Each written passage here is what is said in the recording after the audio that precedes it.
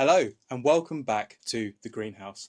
Today I have lots of jobs and tasks to do both in the greenhouse and in the garden as well. So it's going to be a collection of jobs that I've been building up for a while and also things that need to be done very quickly. We are in the middle of April now, and over the last couple of weeks we've had fantastic sunny weather, cooler evenings still obviously because it's still spring, but fantastic sunny weather during the day, warm and hot temperatures of around 2021 pretty consistently, obviously in the greenhouse much hotter than that, and things really are starting to grow extremely quickly. I have noticed over probably the last 3 or 4 days that things have just suddenly doubled in size. I think the average temperature as well as increasing sunlight levels throughout the days have increased enough now where things are really making the most of it and rocketing forward, which is fantastic. So you're going to see me doing a few things in the garden, as I said, like repotting a small Acer tree that I've grown from a seed, repotting a buddleia that somehow ended up in another pot in the garden, and we decided to repot it into another pot and see if we can get that growing and keep that in the garden somewhere. Repotting a ginkgo tree. I bought a sapling a few years ago and I've repotted it a couple of times, but it's never really been too happy and healthy. It hasn't died, but the leaves are always very light green to a yellow. It never has looked really happy and healthy. So with my new potting mix that I've got, I'm repotting it again for a second year running, and I'm going to try and give it a new lease of life and get it going. I really love ginkgo trees, and you can use the leaves for many different sprays in the garden, which I will feature more heavily in a future video. I have a tray of little gem lettuce seedlings that need potting up into their final destination trays.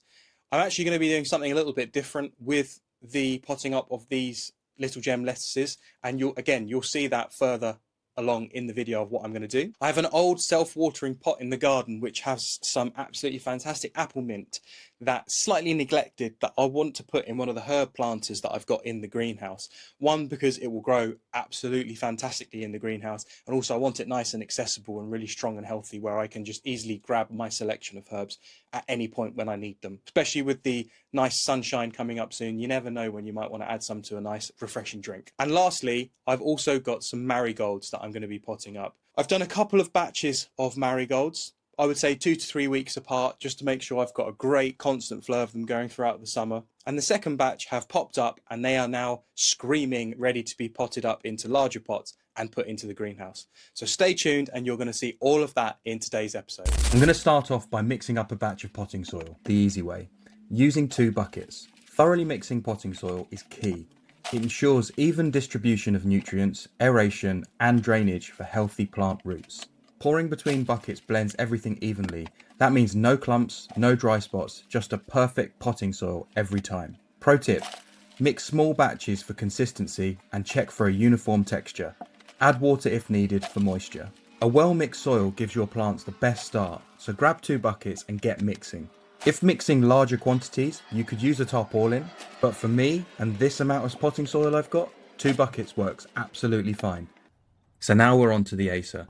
This is a beautiful little plant I've grown from seed. Lovely colouring, absolutely fantastic size and shape, which I've purposefully pruned and kept small. So firstly, I'm just popping the pot into the larger pot just to get the shape around it and backfilling with a bit of compost, as you can see here. And now what I'm going to do is I'm going to add some mycorrhizal fungi whilst popping it into the pot, just to give it an extra boost and help getting it settled in the new pot. Lastly, giving it a good firm in ensures great contact with the roots and the new soil in the pot. And to finish off the potting up process, I'm giving the beautiful little Acer a really nice good soak with the watering can, just to bed those roots in nicely. And finally, I'm moving it into its final position where it's going to grow nicely in the sunshine once I finish struggling getting it into this planter. So now the bud layer. I've already removed it from the pot that it was growing in with an olive tree, and I'm popping it into this smaller pot on purpose to make sure that the roots can really nicely acclimatise to the new space, because it will suffer some shock after being moved. And now I'm giving it a really good watering in. Again, I'm going heavy on the water here.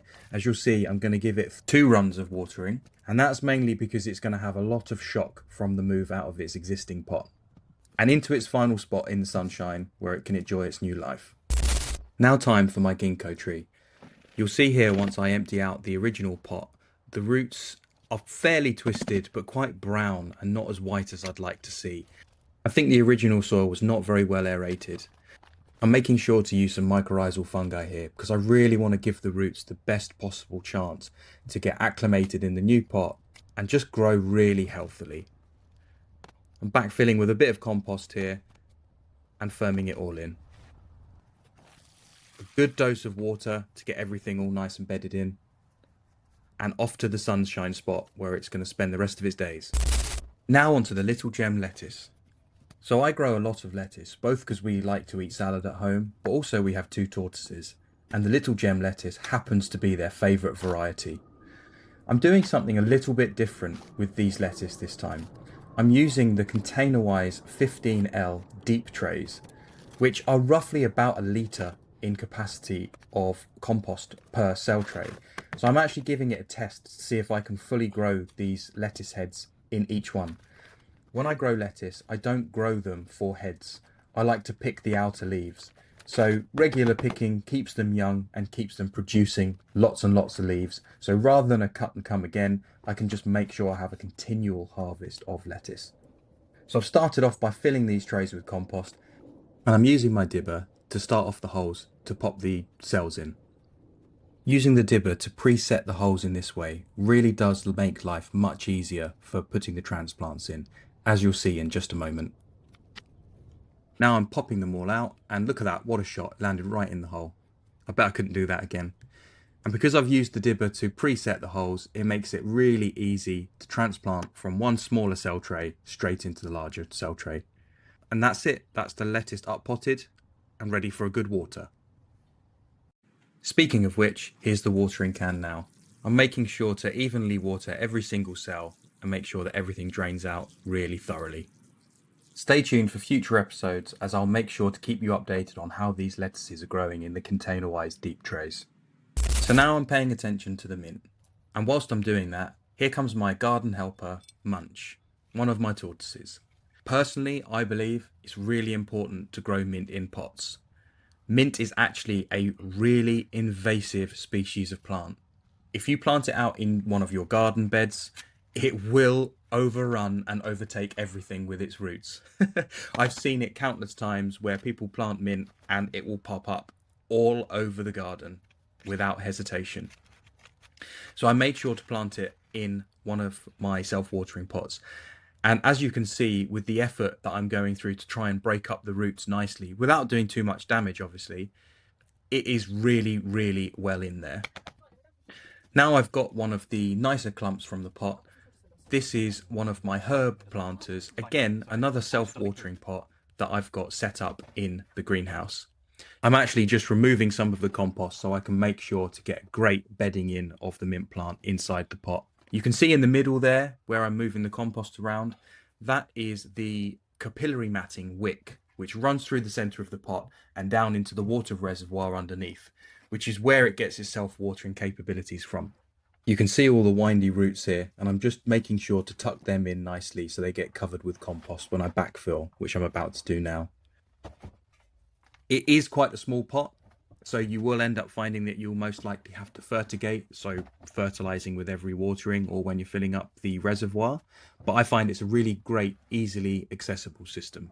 As I said, mint is very invasive, so if there's a few roots that get damaged or exposed to the air that aren't under the compost, it will be absolutely fine, but I'm just doing my best to make sure it's as happy as possible in its new little home. Now for a good dose of water with the watering can.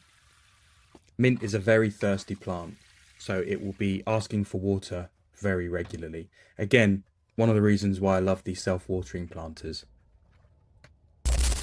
Now on to the marigolds. Once again, I'm using the container-wise 15 trays. This time, the shallow trays, not the deep.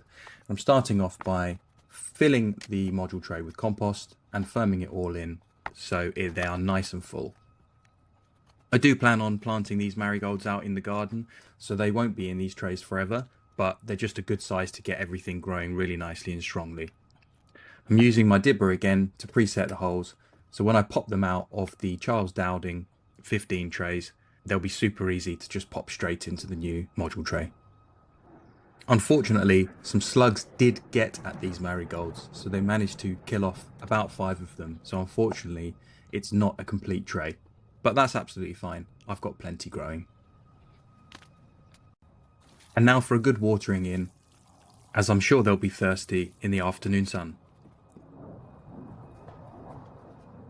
And I'm going to pop these trays on my greenhouse shelving. And that's everything for today's episode. Thank you so much for tuning in. I'd really appreciate a like, comment, and a subscription to my channel, as it really helps. And I look forward to seeing you in the future episodes so you can see how all of these plants are getting on and growing strongly. See you all soon.